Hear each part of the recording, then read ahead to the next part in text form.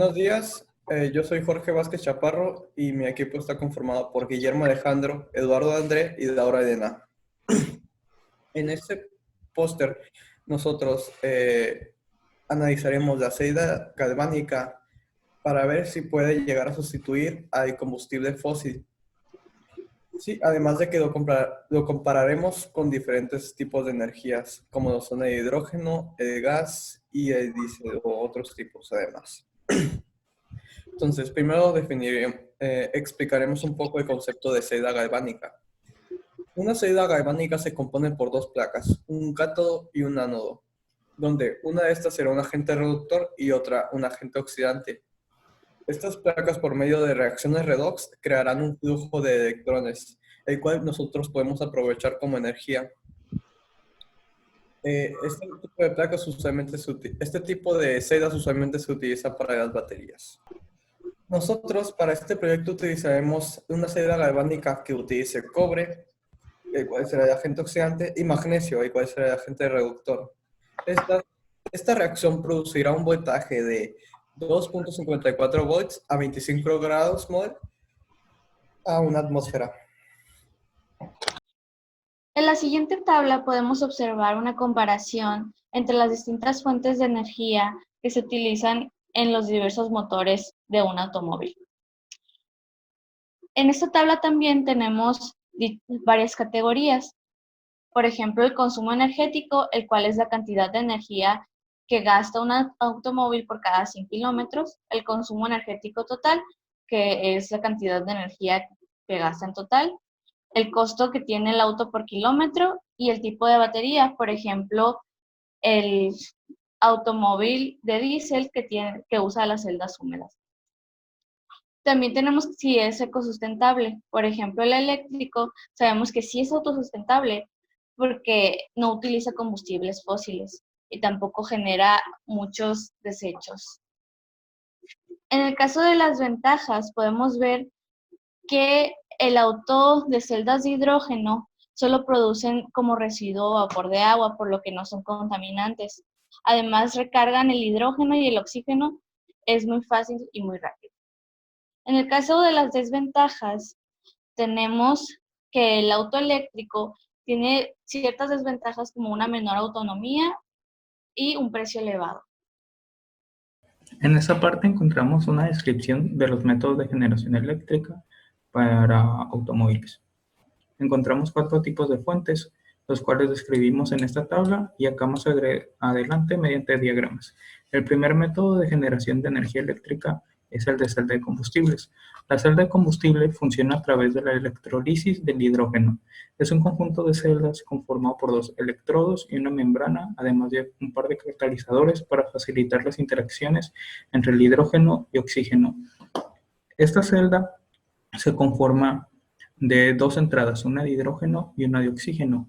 La de hidrógeno, donde se ingresarán los átomos de hidrógeno, pasarán de esta forma hacia el ánodo y algunos hidrógenos se regresarán y serán reutilizables. Los hidrógenos que pasan los átomos de hidrógeno que pasan al ánodo desprenderán electrones, los cuales pasarán por el sistema generando corriente eléctrica y pasarán juntándose con los átomos de oxígeno y al final saldrán desprendidos generando agua 100% pura. Este método no genera combustión y es uno de los más ecológicos, ya que solamente su desecho es agua. Los dispositivos termoeléctricos son dispositivos conformados por polos tipo N y tipo P, semiconductores que pueden conducir tanto electricidad como no conducirla.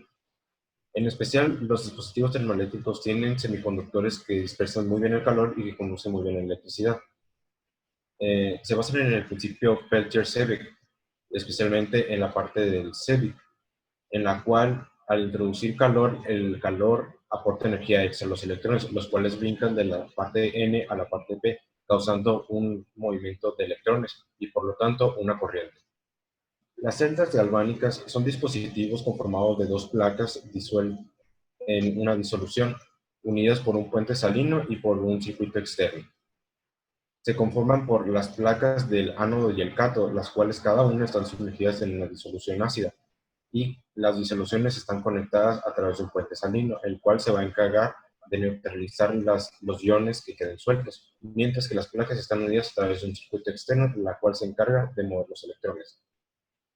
Al momento de que la placa del ánodo es oxidada por efecto del disolvente, esta empieza a soltar electrones. El ion que queda es neutralizado por el puente salino. El electrón o los electrones viajan a través del circuito externo hacia la otra placa. Al momento de llegar a la otra placa, los iones en la disolución contraria del cátodo se ven atraídos por los electrones, formando así un átomo neutro y uniéndose a la placa, creando masa extra. El puente salino se reduce al momento de llegar a la disolución externa, completando así el ciclo.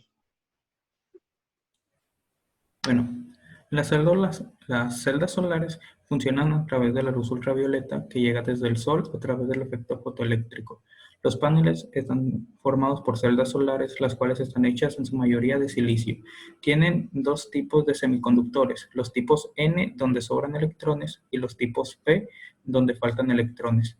Entonces, este tipo de celdas lo que hace es que los electrones viajen a través de estos semiconductores y al tener un movimiento de los electrones se genera la corriente eléctrica. En la siguiente tabla podemos observar la comparación de los diferentes métodos. Por ejemplo, podemos observar los métodos que usan semiconductores como los dispositivos termoeléctricos y los paneles solares contra los dispositivos de celda de combustible o la celda galvánica, los cuales usan compuestos o elementos para la producción de su energía. Los efectos físicos que determinan cada uno. Por ejemplo, para los dispositivos termoeléctricos se usa el efecto Peltier-Seebeck, para los paneles solares el fotoeléctrico, las celdas de combustible la electrólisis y las celdas galvánicas el proceso de óxido-reducción. Y podemos ver la comparación de extracción de energía teórica que tiene cada uno de estos dispositivos o métodos. Por ejemplo, los dispositivos termoeléctricos y los paneles solares, al obtener energía prácticamente infinita, por ejemplo, del sol que provee luz y calor, pueden tener una extracción de energía infinita. Mientras que las celdas de combustible, al momento de usar un ciclo cerrado, al momento que puede separar y reunir sus átomos para crear el ciclo, teóricamente puede ser infinito al momento de extraer su energía. Las celdas galvánicas, por otro lado, si se acaban sus compuestos, se acaba la reacción y en ese momento su vida se vuelve finita.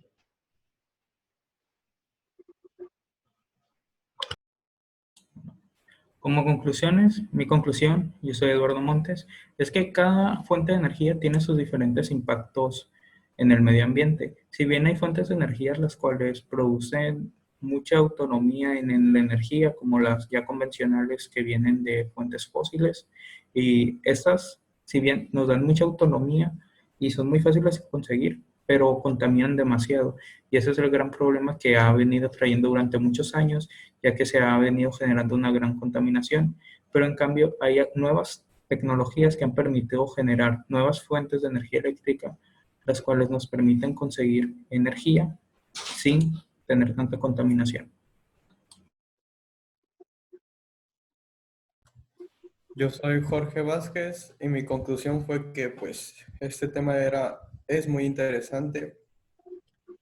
A mí en especial me ha gustado mucho el funcionamiento del motor de hidrógeno, pero es muy costoso energéticamente producirlo. También es muy interesante ver la comparación de los diferentes motores y sus eficiencias. El otro motor que tiene muchas aptitudes para triunfar sería el motor eléctrico, claro. Pues también es muy interesante.